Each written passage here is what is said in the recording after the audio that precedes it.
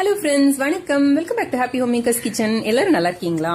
இன்னைக்கு நம்ம பார்க்க போறது ஒரு சூப்பர் சாஃப்ட் சூப்பர் டேஸ்டி ரெசிபிங்க. சப்பாத்தி பார்த்தாலே தெரியுது, ஆனா இது வந்து நம்ம கோதுமை மாவுல பண்ண சப்பாத்தி இல்ல, கேழ்வரகுல பண்ண சப்பாத்தி. டயட் பண்றவங்களும் சரி, டயபெட்டிஸ் இருக்கிறவங்களும் சரி, ரொம்ப கஷ்டப்பட்டு இந்த கேழ்வரகை சாப்பிடுவாங்க. ஒண்ணு கூழ் இல்ல கஞ்சியா சாப்பிடுவோம். நம்ம அப்படி மிஞ்சி போய் நம்ம வந்து அடை மாதிரி செய்து சாப்பிட்டோம்னா கூட அது கொஞ்ச நேரத்துல வர வரன்னு ஆயிடும். நம்மளால டிஃபனுக்கு அப்புறம் கொஞ்ச நேரம் கழிச்சு செய்து வைக்கலாம் அப்படின்னா செய்து வைக்க முடியாது. லஞ்ச் பாக்ஸ்க்கெல்லாம் எடுத்துட்டு போக முடியாத மாதிரி இருக்கும். ஆனா இந்த மெத்தட்ல நீங்க செய்தீங்க அப்படின்னா கடைசி வரைக்கும் இது அவ்வளவு நல்லா சாஃப்டா இருக்குங்க. இப்ப நான் எடுத்து காட்டுறேன் பாருங்க, உங்களுக்கு அந்த சாஃப்ட்னஸ் எவ்வளவு நல்லா தெரியுது பாருங்க.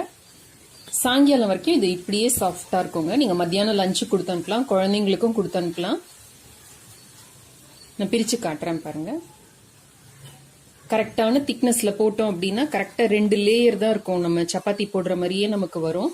நல்ல லேயரா சாஃப்டான சப்பாத்தி எப்படி செய்யறதுன்னு பார்க்கலாம் வாங்க. தேவையான பொருட்கள்லாம் என்னென்னு பார்ப்போமா.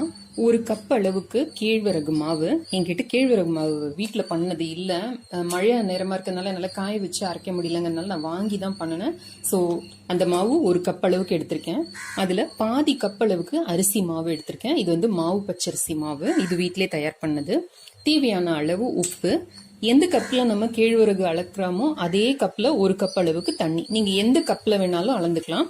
ஸோ இந்த 1 கப் தண்ணிய முதல்ல ஒரு குக்கர்ல எடுத்துக்கலாம். இது வந்து குக்கர்ல தாங்க செய்யணும். வேற பாத்திரத்துல செஞ்சீங்கன்னா அந்த அளவுக்கு சரியா வரல.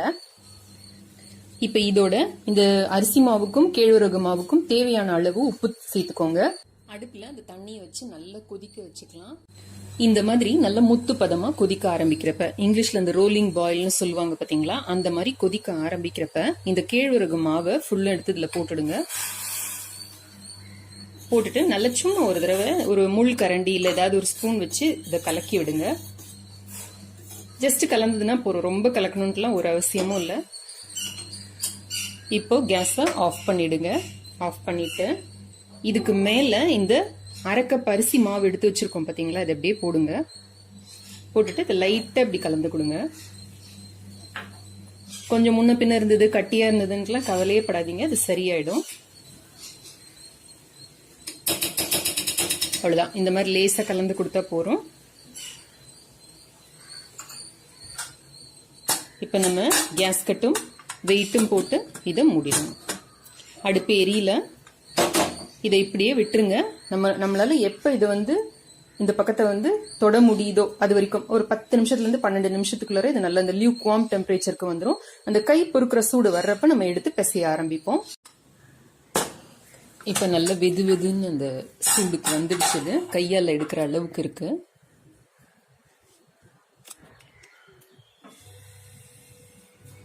இதை எல்லாத்தையும் சேர்த்து நல்லா பிசைஞ்சுக்கலாம். தண்ணி எதுவுமே விட வேண்டாம். நீங்க ஜஸ்ட் எல்லாத்தையும் சேர்த்து பிசைஞ்சுக்கிட்டீங்கன்னா போறோம்.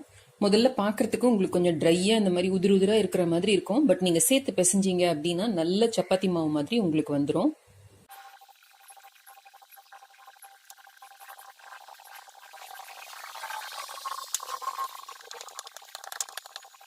இப்ப நம்மளோட மாவு ரெடி.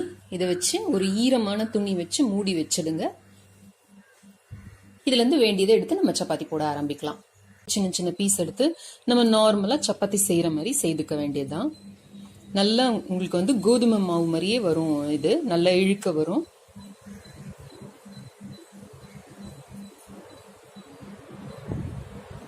லேசா அரிசி மாவு தூவிக்கோங்க.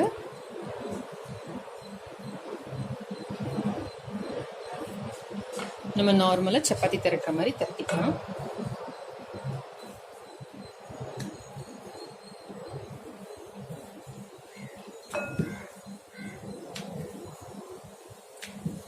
ஒரே அளவா திரட்டிக்கிட்டோம்னா நம்மளோட சப்பாத்திகள் வந்து நல்ல பூரி மாதிரி எழும்பி வரும். பாத்தீங்கன்னா எப்படி கோதுமை மாவு மாதிரியே வருது பாத்தீங்களா.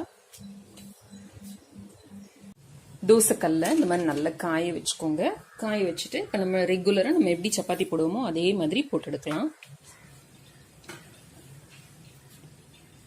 போட்டுட்டு லேசா மேல அந்த கொப்புள மாதிரி எழும்பி வர ஆரம்பிக்கிறப்ப திருப்பி போடலாம். கல்ல நல்லா சூடு பண்ணிட்டு அதுக்கப்புறம் சிம்ல தான் வச்சிருக்கேன்னா. இது இந்த மாதிரி லேசா எழும்ப ஆரம்பிச்சதுக்கு அப்புறமா தீய ஜாஸ்தி பண்ணி வைங்க. குழந்தைங்களுக்குலாம் கொடுக்குற மாதிரினா மேலே லேசாக வெண்ணெய் நெய் அந்த மாதிரி ஏதாவது தடவிட்டு கொடுத்துருங்க. லஞ்சுக்கு பேக் பண்ணுற மாதிரி இருந்தாலும் அந்த மாதிரி அவங்களுக்கு தடவி கொடுத்துடலாம்.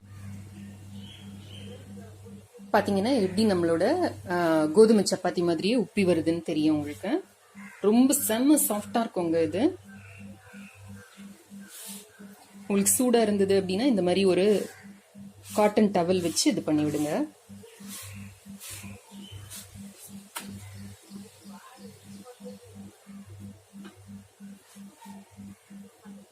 பார்த்தீங்களா எப்படி ஃபுல்லும் ஜஸ்ட் 2 லேயர் நமக்கு எப்படி கோதுமை சப்பாத்தி கிடைக்குதோ அதே மாதிரி கிடைக்குங்க. ட்ரை செய்து பாருங்க. செய்து பார்த்து எனக்கு உங்களோட கமெண்ட்ஸையும் ஃபீட்பேக்கையும் கீழே இருக்கிற கமெண்ட் செக்ஷன்ல எழுதி அனுப்புங்க. இந்த வீடியோ பிடிச்சிருந்ததுன்னா லைக் பண்ணுங்க. நம்ம சேனலுக்கு சப்ஸ்கிரைப் பண்ணி ஹாப்பி ஹோம் மேக்கர் குடும்பத்தில் ஒரு அங்கத்தினரா சேர்ந்துடுங்க. இணைந்திருங்கள் ஹாப்பி ஹோம் மேக்கருடன். என்னாலும் நன்றி, வணக்கம். ஆரோக்கியமான சமையல், ஆனந்தமான வாழ்க்கை.